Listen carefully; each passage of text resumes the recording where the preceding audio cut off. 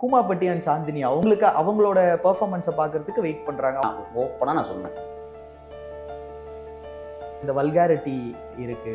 ஒரு டிவியில போட்டு நம்ம ஃபேமிலியோட பார்க்கணும்னா ரீச் ஆகிறதுக்கான ஒரு ரூட் இருக்கு தெரியுமா? அவங்களுக்கு அவங்களோட பெர்ஃபார்மன்ஸை பார்க்கறதுக்கு வெயிட் பண்றாங்க. பாரு பாரு பாரு பார்த்துக்கிட்டே இரு அப்படின்ற அந்த ஒரு பிராண்ட் ப்ரொஜெக்டாக இருந்தனால தான் ரீச் ஆகுது. எனக்கு தேவை வியூஸ் கிடையாது, விட்டுருங்க. அதுல ஒரு கண்டஸ்டன்ஸ் இருக்காங்கல்ல, எங்க போனாலும் ஜோடியா தான் போறாங்க. யாருன்னு உங்களுக்கே தெரியும், ராவணன் அண்ட் அதுக்கான ஆன்சர் நம்ம கிட்ட கிடையாது தலைவா. நம்ம இந்த வந்து வேலை மட்டும்தான் பார்க்க முடியும். இங்க வந்து சிங்கிள் பசங்களா வந்து மிங்கிள் ஆகுறவங்களும் இருக்காங்களா? சரி, எனக்கு தெரியாது அவங்களோட லிமிட்ஸ் என்னன்னு.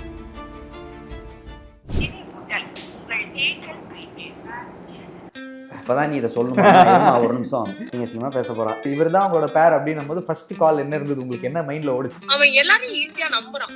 அது வந்து நான் பழமுறை அவன்கிட்ட சொல்லிட்டேன். இன்னைக்கும் அவன் வந்து எல்லாரும் சொல்றதும் நம்புவான். இப்ப போனா செட்ல வாடா, சீ உட்காரு, ஏய் போ, ஃப்ரெண்ட்ஷிப் அதுதானே. சி அப்படி அவ பேசினாதான் எனக்கு பிரைட்டே ஆகும். பேசு நீ கட்டும் சேலை மடிப்புல அந்த பாட்டு ஆடிப்போம். அதுக்கு சிவா நான் மெசேஜ் பண்ணுவோம். ப்ரொடக்டிவா நம்ம ஏதோ பண்ணிக்கிட்டு இருக்கோன்ற நம்பிக்கை எனக்கு வந்து 4 நாள் முன்னாடி தான் வந்தது. ஓ, இப்பதான் பேசினாரா? பிரணிகா அம்மா என் மேல வச்சிருக்க நம்பிக்கை இப்ப தெரியுதா உங்களுக்கு? நான் இந்த ஷோல என்ன எத்திக்ஸை ஃபாலோ பண்றேன். கண்டிப்பா எந்த குழந்தை எனக்கு மனசார அப்பான்னு கூப்பிடுதோ அதை நான் தூக்கிட்டு வந்துடுவேன். அவளுக்கும் அந்த மாதிரி ஒரு ஆசை இருக்கு. அப்பதான் எங்களுக்கு ஜெல்லே ஆச்சு.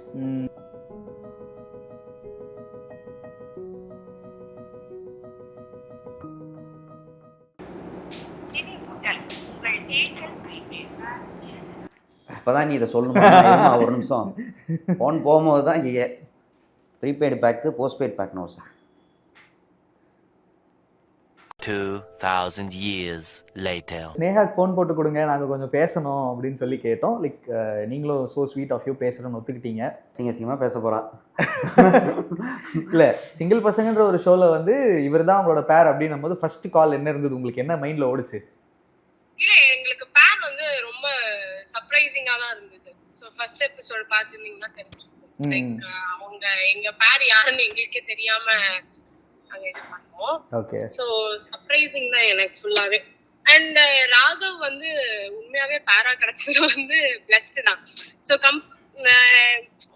எஸ், லைக் இஸ் வெரி எப்படி சொல்றது, ஸ்வீட், டேலண்டட். ஓகே, அப்பா அவன் பயங்கர டேலண்டட். உண்மையாவே நானே அவனோட டேலண்ட்லாம் பார்த்து சார் நம்மதான் எதுவுமே இல்லாம.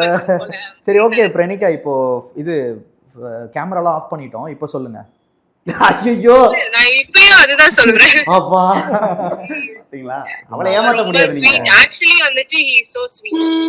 சரி, அவர்கிட்ட இருந்து வந்து 2 விஷயம், ஒரு பயங்கர பாசிட்டிவான ஒரு விஷயம், ஒரு நெகட்டிவான ஒரு விஷயம். ஃபர்ஸ்ட் நெகட்டிவ் தான் சொல்லுவா. இங்க பாருங்க, உங்களை பத்தி 2மே சொல்லியிருக்காரு அவரு. ஸோ அதனால நீங்க பாரபட்சம் இல்லாம இப்ப நீங்க அவரை போட்டு கொடுக்கணும். அதெல்லாம் இல்ல, பாசிட்டிவ் வந்து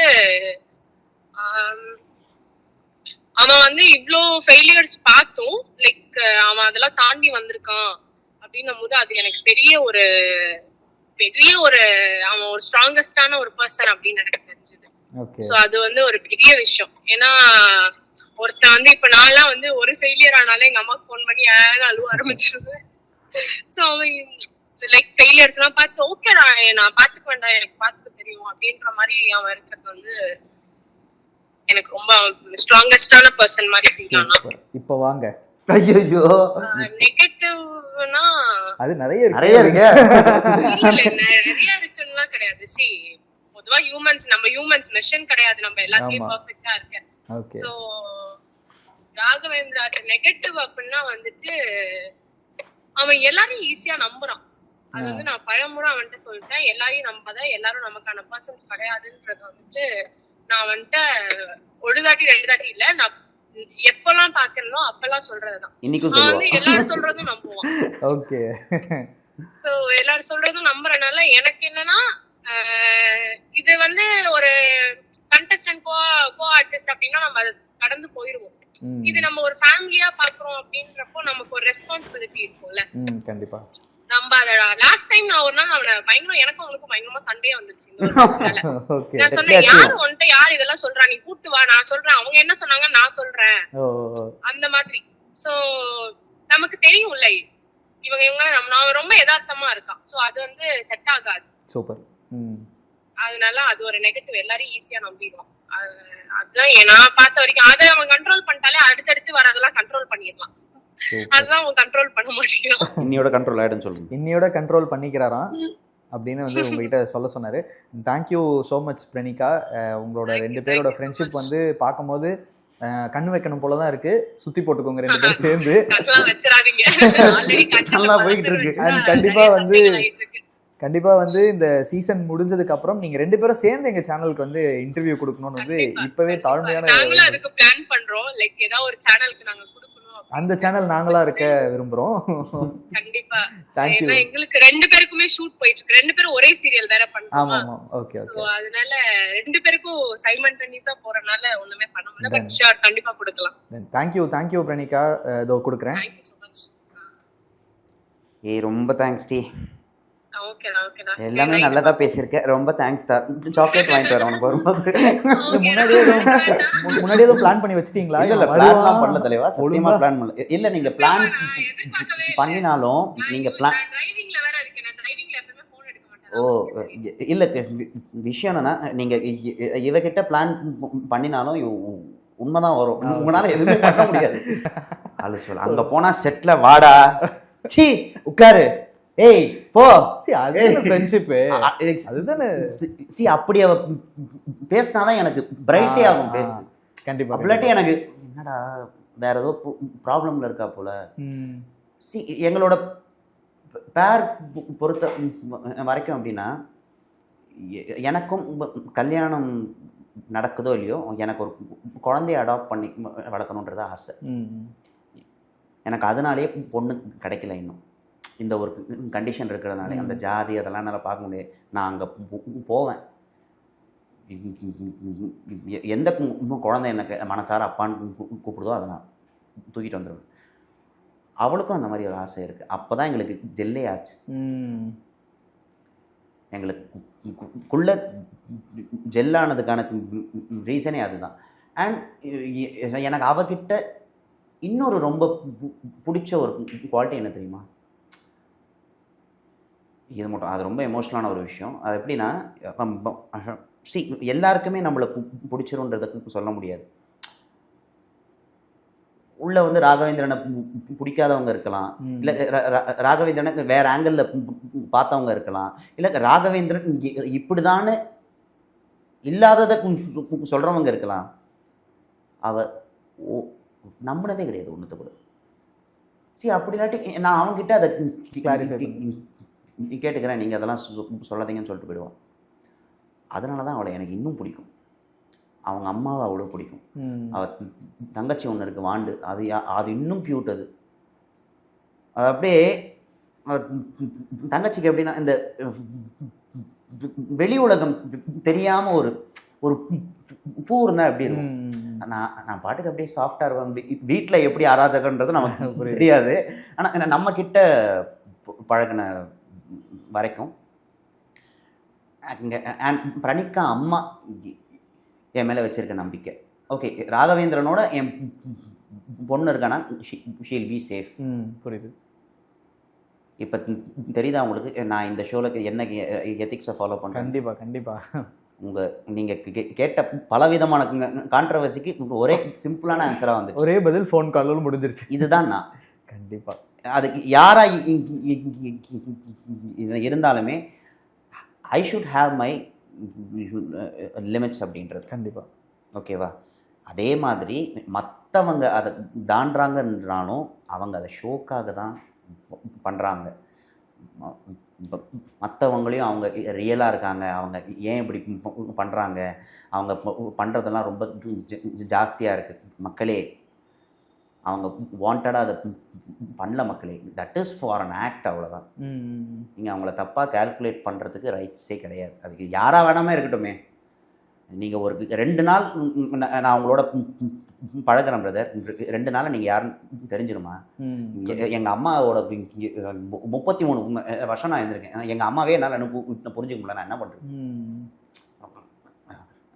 யதார்த்தம் அதுதான். ஸோ அவன் வந்து நிறைய பேர் யார் என்னை பற்றி என்ன சொன்னாலுமே அந்த அண்ணா அப்படி இல்லை. அந்த வார்த்தை இப்போ இருக்கிற ஜென்ரேஷனில் எவ்வளோ கஷ்டம். காலில் விழணும், மா அப்படி இல்லைம்மா நம்புங்கம்மா அப்படின்னு. ஸோ அதனாலே ஒரு பயங்கரமான பாண்டிங் எனக்கு. நான் ரொம்ப ஷோக்குள்ளே வரும்போதே டவுனாக தான் வந்தேன். ஏன்னா நான் ஃபஸ்ட் எபிசோடில் பிரேக் டவுன் ஆனதுக்கப்புறம் செகண்ட் எபிசோட்லேருந்து கொஞ்சம் பாசிட்டிவாக ஆனதுக்குமே காரணம் அவள் தான். ஏன்னா எனக்கு அவள் வந்து ஒரு மென்டாராக மட்டும் தெரியல, ஒரு நல்ல ஃப்ரெண்ட், ஒரு நல்ல தங்கச்சி, எப்படி வேணால் எடுத்துக்கலாம். அதை சொல்லிட்டீங்களா, ஆட்டோகிராஃப் ஸ்னேகா. ஏன்னா அந்த ஒரு கிவ் அண்ட் டேக் அப்படின்றது இருக்குல்ல, அது அவகிட்ட இருக்குது. ஏன்னா அவள் வந்து என்ன வேணால் இருக்கட்டுமே, நான் தான் இந்த ஷோவில் இருக்கேன், எனக்கு அவள் வந்து சப்போர்ட் பண்ணணுன்றதுக்கு எங்கே சப்போர்ட் பண்ணால் போதும்னு அவளுக்கும் தெரியும். கான்ஸ்டண்ட்டாக ஆனால் அவன் ஏன் சப்போர்ட் பண்ணணும்னு ஒன்று இருக்கு இல்லையா? கண்டிப்பாக. அந்த ஒரு அன்புக்கு நம்மளும் எப்படி இருக்கணும், விசுவாசமாக இருக்கணும். ஏன்னா நிறைய டைம்ஸ்லாம் இந்த ஷூட்டிங்கை தாண்டி அவங்களுக்கு வேறு ஏதாவது ஒர்க் இருக்கலாம், ஃபேமிலி சைடு ஏதாவது ஃபங்க்ஷன்ஸ் இருக்கலாம், என்ன வேணா இருக்கலாம். பட் மிட் நைட் ஆனால் கூட வருவார் ரிஹர்சலுக்கு. நம்மளை நம்பி ஒருத்தன் ஷோவில் இருக்காண்டான்ற அந்த ஒரு தாட் இருக்குல்ல, அந்த மாதிரி தான். அண்ட் அவகிட்டையும் பாசிட்டிவ்ஸ் நிறைய இருக்குது, நெகட்டிவ்ஸும் இருக்குது. அதுக்கு எல்லாருக்குமே இருக்குது தானே. அண்ட் எனக்கு பிடிச்சது என்னென்னா, தப்போ சரியோ நான் அவகிட்ட சொல்லுவேன், ஃபேஸ் டு ஃபேஸ் சொல்லுவேன், நீ இதை மாற்றிக்கலைன்னா கஷ்டமா அப்படின்ட்டுருவேன். அதே மாதிரி சொல்லுவாள் அவளும் என்கிட்ட. நான் அதை வந்து ரெக்டிஃபை பண்ணியிருக்கேன்றதும் அவளுக்கு நல்லா தெரியும். ஏன்னா எனக்கு இருக்கிற ப்ராப்ளம் என்ன, தப்பாக யாரையாவது பேசிட்டேன் அப்படின்னு வச்சுக்கங்களேன், அதுக்கு தப்புன்னு எனக்கு தெரிஞ்சேன்னா நான் ½ அன் ஹவரில் காலை வந்துடுவேன். அதில் என்ன தப்பு இருக்குது, நான் தான் தப்பு பண்ணேன், நான் ஏன் அப்படி பேசுகிறேன், எனக்கே அசிங்கமாக இருக்கேன் கண்ணாடி பார்க்கும்போது. ஸோ இந்த மாதிரிலாம் நிறைய இடத்துல என்ன அந்த மெச்சூர்டாக இருக்கிற பொண்ணு மெச்சூர்டாக இருக்கா. Okay, super. அண்ட் உங்களோட பெர்ஃபார்மன்ஸ் பார்த்துட்டு நிறைய பேர் வந்து பாராட்டியிருப்பாங்கல்ல, சிங்கிள் பசங்க பார்த்தோம் அப்படின்னு. அந்த மாதிரி யாராவது இப்போ ரீசெண்டாக இல்லை மறக்க முடியாமல்? ஆமாம், ரீக்ரியேஷன் பண்ணோம். ஃபஸ்ட்டு மச்சான் மச்சான் ஒரு சாங் பண்ணோம். அது வந்து அப்படியே அந்த விஷுவல்ஸோடையே மேட்ச் பண்ணுது. அது என்னோட செல்லக்குட்டி அண்ணாமலை அண்ணா தான் டைரக்ட் பண்ணார். சிங்கிள் பசங்களில் டெக்னீஷியன்ஸில் கிட்ட ஒன் ஆஃப் த சுப்பீரியர் அவர். ஸோ அவரோட இமேஜினேஷன் தான் அது. ஸோ அதுக்கு பாராட்டு கிடைச்சது பாலாஜி சக்திவேல் சார்கிட்டேருந்து வந்தது. Okay okay. காதல் எடுத்தார் இல்லையா, அப்படியே இருக்குடா, நல்லா இருக்கு, ஒரு சின்ன டெக்ஸ்ட் ஒன்று வந்தது. அதுக்கப்புறம் இந்த காதல் கொண்டேன் ஆக்ட் ஒன்று பண்ணியிருப்போம். ஓகே. அந்த சீனை ஒன்று நடிச்சுட்டு அதுதான் ஐ திங்க் 3rd எபிசோடே அதான் எங்களுக்கு நினைக்கிறேன். ஸோ அது ஆனதுக்கப்புறம் வந்து எனக்கு சசிகுமார் சார் விஷ் பண்ணார். ஓ, நல்லா இருக்கு புலி அப்படின்னாரு. அது ரொம்ப எனக்கு ஹார்ட் வார்மிங்காக இருந்தது. ஏன்னா அப்போ தானே ஷோ ஆரம்பிக்குது, ரேட்டிங் எப்படின்னு தெரியாது, பார்க்குறாங்களா மக்கள் அப்படின்றதும் தெரியாது. ஸோ சசிகுமார் சார் விஷ் பண்ணார். விக்னேஷ் கார்த்திக் இருக்கார்ல டைரக்டர், அவர் விஷ் பண்ணார். இவர் விக்ரமன் சார் விஷ் பண்ணார். Oh, so nice. Director Vikraman sir. So இங்கே எனக்கு அந்த ஆக்ட் வந்து ஒன் ஆஃப் ப்ராமிசிங்காக எனக்கு இருந்தது. ஏன்னா நான் அப்போ உள்ளே வரும்போது கிட்டத்தட்ட I was like a pig. என் வெயிட்டை என்னாலே தூக்க முடியாது. அடுத்த 2 வாரத்தில் குறைச்சேன், உடம்பு குறைச்சேன். நான் அந்த ஃபோட்டோ உங்களுக்கு அனுப்புகிறேன், பக்கத்தில் வச்சு பாருங்க. எல்லாமே எனக்கு நான் மக்கள்கிட்ட காமிச்சிக்கிட்டே இங்கே இருக்கணுன்றது தான் என்னோட டாஸ்க். எனக்கு தேவை வியூஸ் கிடையாது, என்னை விட்டுருங்க. எனக்கு இந்த மில்லியனுக்கே நான் வரல, 4, 5 நான் அதுலேயே இருந்துக்கிறேன். I am so happy with that. கண்டிப்பாக. என்னோட டார்கெட் ஆடியன்ஸை தான் நான் பார்க்க முடியும். எல்லாரையும் சாட்டிஸ்ஃபை பண்ணுறது ஆல்ஃப்ரட் ஹிச்காக்கால கூட முடியாது. கண்டிப்பாக இதுதான் யதார்த்தம். இன்னொரு ரீக்ரியேஷன் ரவுண்ட் வந்தது. அதுக்கு வந்து சிவானா மெசேஜ் பண்ணார். இந்த சிவகார்த்திகேயன் இந்த நீ கட்டும் சேலை மடிப்பில் அந்த பாட்டு ஆடிருப்போம், பாபு கணேஷ் சார் ஆனது. அதுக்கு சிவானா மெசேஜ் பண்ணும்போது அது எனக்கு போதுன்றது. ஏன்னா அவருக்கு இருக்க ஷெட்யூல் நமக்கு என்னன்னு தெரியும். கண்டிப்பாக ஃபோன் அவருக்கு பார்க்க கூட டைம் இருக்குதுன்றது நமக்கு தெரியும். அண்ட் அண்ணா இப்போ எவ்வளோ பெரிய ஸ்டார்ன்றதும் வேணும். ஸோ எனக்கு அண்ணா அனுப்பும்போது எப்படி இருந்ததுன்னா, ஓகேடா ப்ரொடக்டிவாக நம்ம ஏதோ பண்ணிக்கிட்டு இருக்கோன்ற நம்பிக்கை எனக்கு வந்து 4 நாள் முன்னாடி தான் வந்தது. இப்போ தான் பேசினாரா? 4 நாள் முன்னாடி தான் அந்த டெக்ஸ்ட் வரும்போது தான் வந்தது. ஏன்னா நீங்கள் கேட்டிங்கல்ல, சே என்ன நம்ம மட்டும் வைரல் ஆகவே மாட்டேங்கிறோன்ற சந்தேகம்லாம் வருமா? அந்த சந்தேகத்துக்குலாம் உங்களுக்கு இதான் ஆன்சர். கண்டிப்பாக. ஸோ நீ வைரலாக உள்ளே வரல, நீ உன்னை யாருன்னு காமிச்சிக்கிறதுக்காக உள்ளே வந்திருக்க. கண்டிப்பாக. நான் வைரல் ஆனோன்னா சிம்பிளாக சொல்லப்போனால் அப்படின்னா ஆயிடலாம், ஒன்றும் பிரச்சனை இல்லை. கொஞ்சம் காசு வேணும், கொஞ்சம் கண்டென்ட் வேணும், அதுதான் விஷயம். நான் அதுக்காக வரல. நான் போயிட்டாலும் நான் பண்ண வீடியோஸ் உள்ள இருக்கும்ல, அந்த வீடியோ எப்போ வேணால் வைரல் ஆகிக்கும். கண்டிப்பாக. உடனே வைரலான அவசியம். ஸோ இந்த பேர் ராகவேந்திரன் பிரணிகான்றது ஒரு விதமான பேர். ஓகே, ரொம்ப வியர்டான ஒரு. So nice. And thank you so much bro. நிறைய விஷயங்கள் வந்து பேசணும், எங்கேயோ ஆரம்பிச்சு லைக் இன்னைக்கு வந்துட்டோம். இன்னைக்கு வந்துட்டோம். ஸோ ரொம்ப ஹாப்பியாக இருந்தது உங்ககிட்ட பேசினது. அண்ட் வந்து இன்னும் ஃபியூ எபிசோட்ஸ் தான் இருக்குன்னு கேள்விப்பட்டோம். அதுக்கு ஆமாம், இன்னும் ஒரு 3 எபிசோட்ஸ் தான் இருக்குன்னு நினைக்கிறேன். I think so. மக்களே சரியாக எனக்கு தெரியல. ஆனால் ஃப்ரம் ஸ்டார்டிங் சிங்கிள் பசங்களுக்கு நான் உள்ளே வர்றதுக்கான காரணம் பூங்குன்றன் கணேசன் சார் ஃப்ரம் ஜீ தமிழ், எங்கள் டைரக்டர் பாலாஜி அண்ணா, எங்களோட இபி ராகுல் அண்ணா, பிரவீன் அண்ணா, நானும் கிடையாது, ராகவேந்திரன் கிடையாது, எல்லாருக்கும் அவங்க யோசிக்கணும்ல. 8 ஆட்களுக்கு ஒரு 4 பேர் இங்கே கண்டென்ட் உட்காந்து யோசிக்கிறது நம்ம சொல்லிடலாம் பிரதர். எவ்வளோ தெரியுமா கஷ்டம். அந்த 8மே ரெப்பிட்டேட்டிவாகவும் இருக்கக்கூடாது. கண்டிப்பாக போர் அடிச்சிடும் மக்களுக்கு. ஏன்னா மக்களுக்கு ஒரு ஐடியா இருக்கும், ராகவேந்திரா வேற, தங்கப்பாண்டி வேற, தமிழ் வேற, திடீர்ன் வேறன்றது ஒன்று இருக்குல்ல. ஸோ அதெல்லாம் அவங்க தான் காரணம். நான்லாம் ஒன்றுமே பண்ணல. நான் ஓப்பனாக நான் சொல்லுவேன், நான் வந்து அவங்க சொல்கிறத நான் பண்ணுறேன், அவ்வளோதான். மற்றபடி நான் தான் யோசித்து அழுக்கிறேன்னா நான் சொல்ல மாட்டேன். கண்டிப்பாக உண்மையை சொல்லி தான் பழக்கம். அதனால் அவங்க என்ன சொல்கிறாங்களோ அதுக்கான 200% நான் அடிச்சுட்டே இருப்பேன். அது ஓயாது. யாராக இருந்தாலும் பிளாஸ்ட்டு தான்.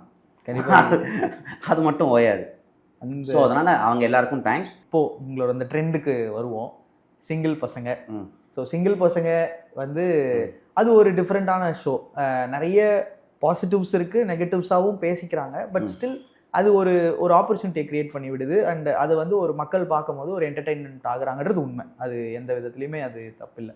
அண்ட் நீங்கள் அதுக்குள்ளே வரீங்க அப்படின்னும் போது இது என்ன ஷோ? இது ஜோடி நம்பர் 1 மாதிரி ஒரு ஷோவா? நிறைய ஒரு கன்ஃபியூஷன்ஸ் இருக்கும்ல. இல்லை இது வந்து ஒரு ரியாலிட்டி ஷோ மாதிரி, லைக் இப்போது கிட்டத்தட்ட அது ஒரு பிக் பாஸோட கனெக்ட் பண்ணி பார்க்கலாம். ஏன்னா அங்கே வந்து யாரையுமே ஒரு ஆர்டிஸ்டாக மட்டும் பார்க்க போகிறது இல்லை, ஸ்ட்ரெயிட்டாகவே இப்போ நீங்களே சொன்னீங்க, இப்போ புலி மறந்து ராகவேந்திரன் நமக்கு தெரிய ஆரம்பிக்கிறாரு.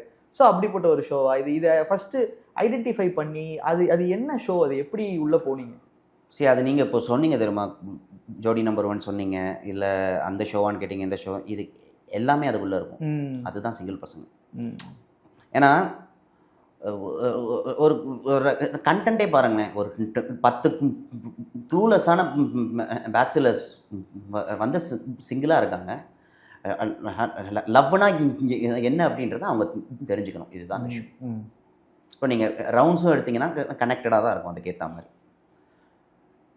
இந்த ஷோ எனக்கு கிடைக்கும் போது நான் என்ன யோசித்தேன் அப்படின்னா, ரேதர் தேன் இங்கே என்டர்டெயின்மெண்ட்டாக இருக்கட்டும், வாட் எவர் இட் இஸ் இருக்கட்டும், நான் ஃபர்ஸ்ட் எபிசோடு உள்ள லான்ச் ஆனதுலேருந்தே அந்த ஃபஸ்ட் எபிசோடே நான் கடைசி எபிசோடை தான் பார்ப்பேன். இதோட உனக்கு ஸ்டேஜ் இல்லை.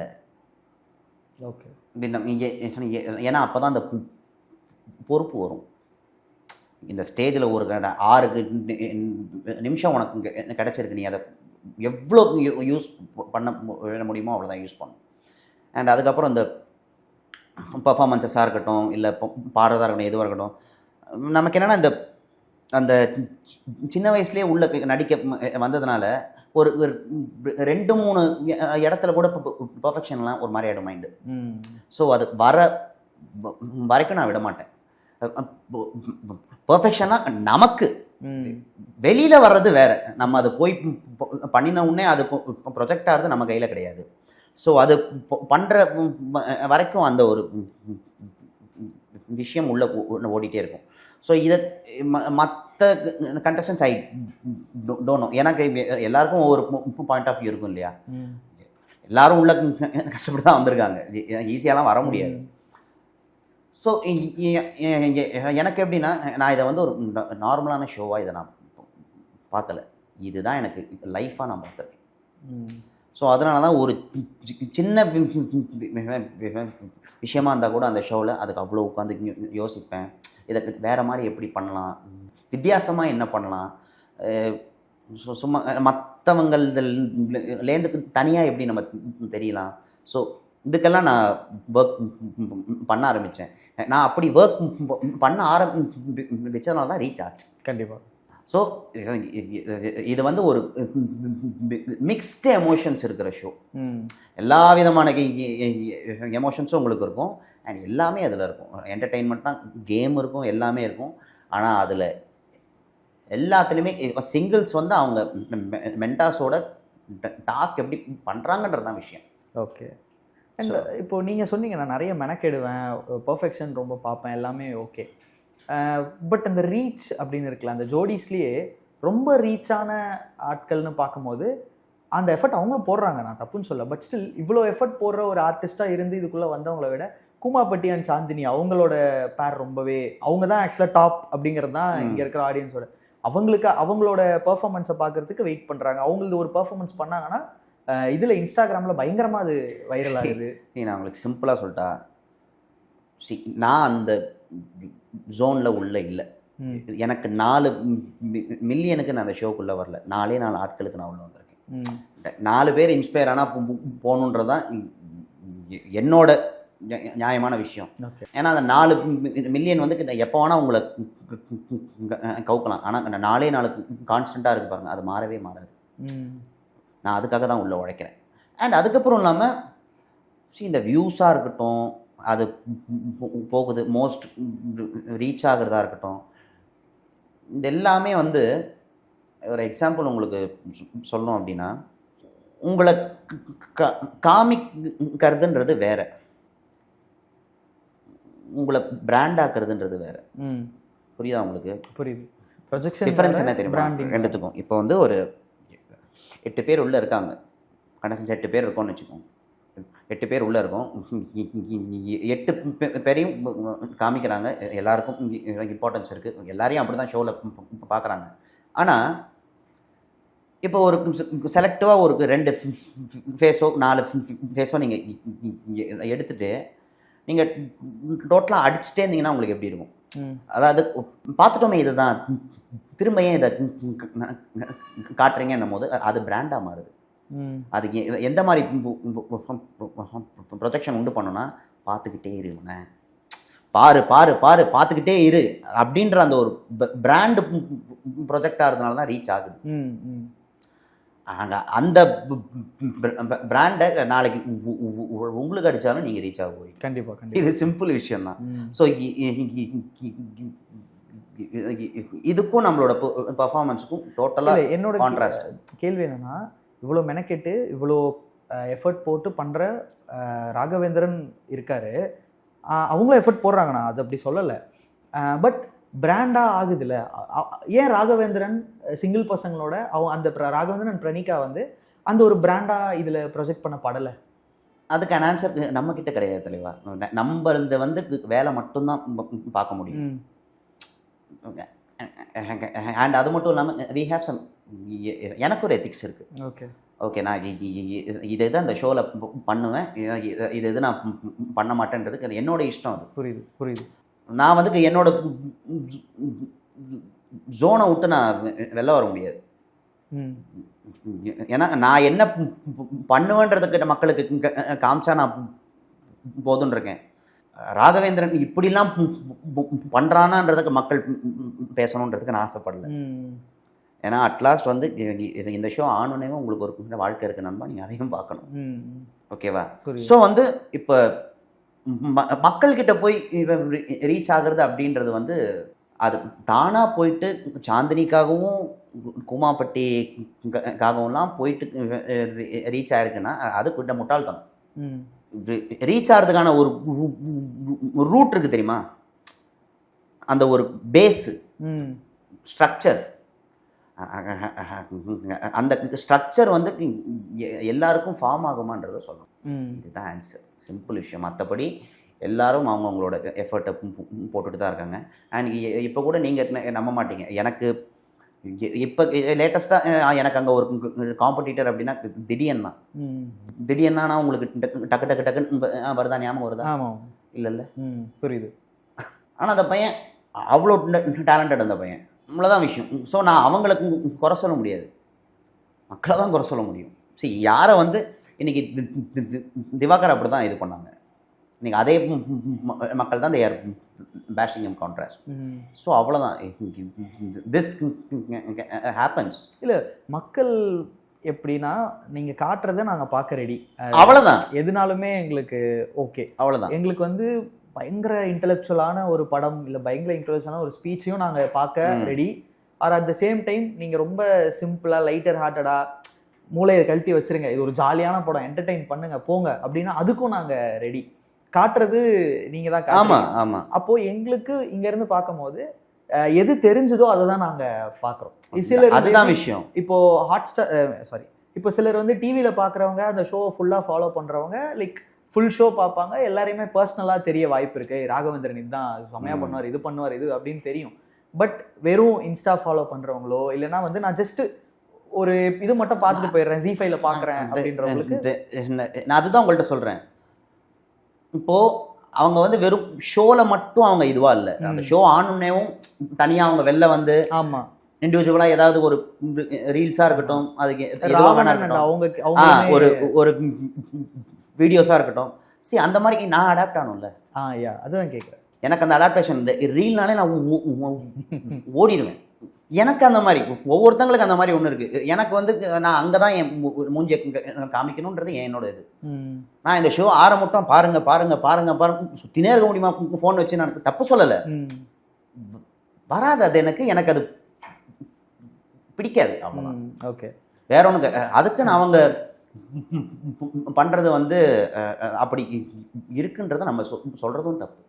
ஏன்னா இப்போ வந்து தங்கப்பாண்டி எடுத்துக்கிட்டாலும் ராவணன் எடுத்துக்கிட்டாலும் எல்லாரும் கஷ்டப்பட்டு தான் உள்ளே வந்திருக்காங்க. ரொம்ப ரொம்ப இதுவாக அவங்களுக்கு ஃபாலோவர்ஸ் இருக்குது, ஃபாலோவர்ஸ் இல்லை, அதெல்லாம் தாண்டி இன்றைக்கி ஒரு ஸ்டேஜ் அமைஞ்சிருக்குன்றதுனால தானே எல்லாருமே உழைக்கிறோம். ஸோ இந்த ரீச்சு இந்த பேர் ட்ரெண்டிங்காக இருக்குது பாருங்கள். அதெல்லாமும் அதே மாதிரி ஒரு இண்டிவிஜுவல் இந்த ஷோவுக்கு தனியாக எடுக்கிற எஃபர்ட்டையும் மக்களை பாருங்கன்றது தான் என் கருத்து. எனக்கு ஷோ பேர் சிங்கிள் பசங்க, மிங்கிள் வரல அங்கே.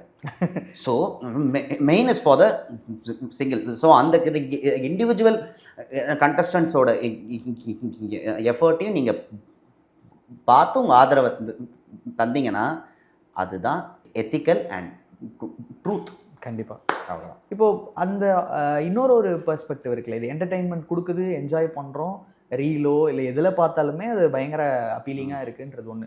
ஆன் த அதர் ஹேண்ட் இன்னொன்று வந்து சிலர் சொல்கிறாங்கல்ல, இந்த கலாச்சாரம் அப்படின்னு ஒன்று, அவர் வந்து ஏன் இந்த வல்காரிட்டி இருக்குது, ஒரு டிவியில் போட்டு நம்ம ஃபேமிலியோடு பார்க்கணுன்னா சில மொமெண்ட்ஸ் வந்து அந்த மாதிரி இருக்க மாட்டேங்குது, இந்த கட்டில் மேலே தள்ளி இதை போத்துறது, இந்த மாதிரியான விஷயங்கள்லாம் வருது அப்படின்னும் போது சிலர் அதை வந்து இப்போது என்னோட எதிர் வீட்டில் அதை பார்க்குறாங்க. ஸோ அப்போ அங்கே ஒரு 4-5 குழந்தைங்க கூட தான் உட்காந்துட்டு பார்க்குறாங்க. ஸோ அந்த ஒரு காம்ப்ளிகேஷன் வந்து இந்த ஷோவில் இருக்குது அப்படின்ற மாதிரி சொல்கிறாங்க. இருக்குதான், இல்லைன்னா நம்ம சொல்ல முடியாது. ஸோ அதான் சொல்கிறேன், டைப்ஸ் ஆஃப் ஆடியன்ஸ் இருக்காங்கல்ல. இப்போ வந்து இதை வந்து இந்த தப்புன்றதுக்கு ஒரு கூட்டம் இருக்குது, என்டர்டெய்னிங்காக இருக்குப்பா, அவங்க என்ன கேட்டால் வாண்டடாக அந்த இந்த விஷயம் பண்ணுறாங்க, அந்த ஒரு 5 நிமிஷம் அந்த பர்ஃபார்மன்ஸ்க்கு they are acting like that அப்படின்றதுக்கும் ஒருத்தங்க இருக்காங்க. ஸோ அவங்க எல்லாருக்காகவும் தாங்க ஷோ பண்ண முடியும். கலாச்சாரத்தை காப்பாற்றுறவங்களுக்கு மட்டும் அவங்க ஷோ பண்ணுறாங்க அப்படின்னா எல்லாரையும் நீங்கள் கவர் பண்ண முடியாது. எல்லாருக்கும் ஒரு டேஸ்ட் இருக்கும்ல. இப்போ எனக்கு சாம்பார் சாதம் தான் ரொம்ப பிடிக்கும், உங்களுக்கு நான்வெஜ் இல்லைன்னா சோறைக்கு இறங்காத அந்த மாதிரி தான். புரியுது புரியுது. ஸோ நான் அதனால தான் ஃபஸ்ட்டு உங்கள்கிட்ட சொன்ன தெரியுமா, என்னால் அந்த மாதிரி கோப்பப்பும் ஐ கான் டூ, ஏன்னா I have an ethics. Okay. இல்லை இப்போ இன்கேஸ் உங்களுக்கு ஒரு தாட் வந்திருக்கும்ல, இந்த மாதிரி பண்ணால் ட்ரெண்ட் ஆகுது வெளியில், நம்ம ஏன் பண்ணக்கூடாது அப்படின்ற தாட் வரும். இல்லை சேனல் சைட்லேருந்து உங்களுக்கு ஒரு விஷயமோ அந்த மாதிரி இதெல்லாம் வந்துதா, சொன்னாங்க? இல்லை, என்கிட்ட அந்த மாதிரி சொன்னதில்லை. டு பி ஹானஸ்ட், அப்படி சொல்லியிருந்தாங்கன்னாலும் நான் வேணாம் தான் சொல்லியிருப்பேன். ஓகே. பட் உங்களுக்கு அந்த தாட் இருந்திருக்கா, ஒருவேளை இப்படி பண்ணால் நம்ம அதுக்கு நார்மலைஸ்டாக வர தாட் தானே. இப்போ 8 பேரும் வித்தியாசம் தான் அதில். 8 பேரும் டிஃப்ரெண்ட்டாக தான் எங்கள் டேரக்டர் காமிச்சிருக்காரு இன்னி மட்டும். பட் அந்த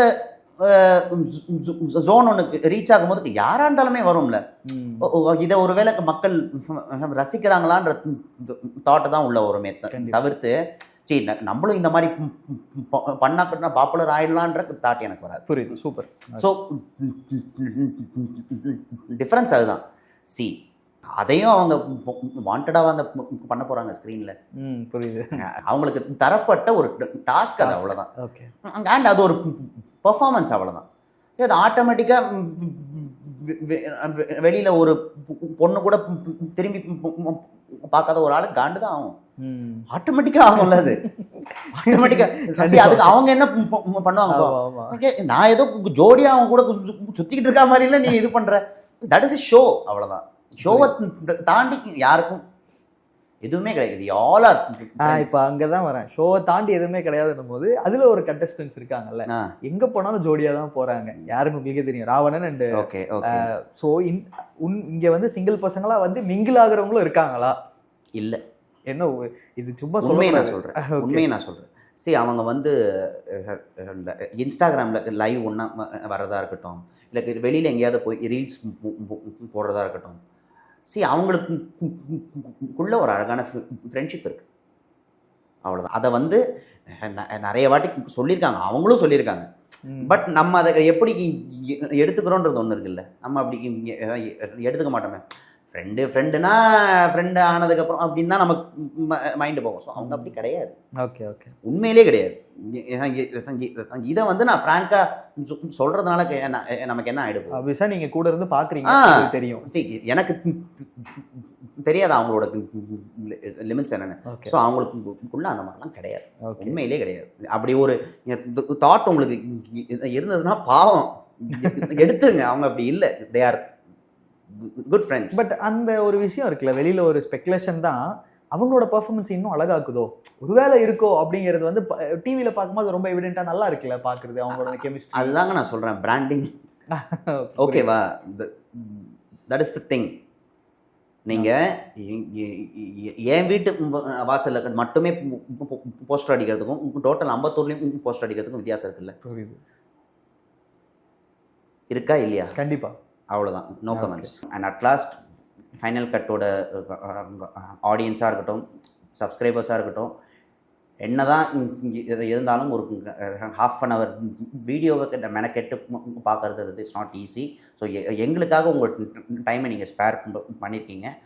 ஸோ ரொம்ப ரொம்ப thank you so much. Thank you. And கண்டிப்பாக வந்து ஃபைனல் ஸ்டேஜில் நாங்கள் உங்களை பார்க்குறோம். அந்த கப்போடு வரணுன்ற ஆசை எங்களுக்கு இருக்குது. டெஃபினெட்லி நடக்குதோ நடக்கலையோ எல்லாமே வந்து உங்களோட அந்த ஒரு அனுபவம்னு ஒன்று இருக்குல்ல, கண்டிப்பாக அது ரொம்ப பெரிய விஷயமா இருக்கும். உழைப்பு, நீதி, நேர்மை, நியாயம் வெல்லும் நினைக்கிறேன். பார்க்கலாம். விஷால் மாதிரி சொல்லிட்டீங்க, ஆக்டர் விஷால். அவ்வளோதான் சொல்ல முடியல. ரொம்ப ரொம்ப நன்றி. Thank you bro. Thank you so much.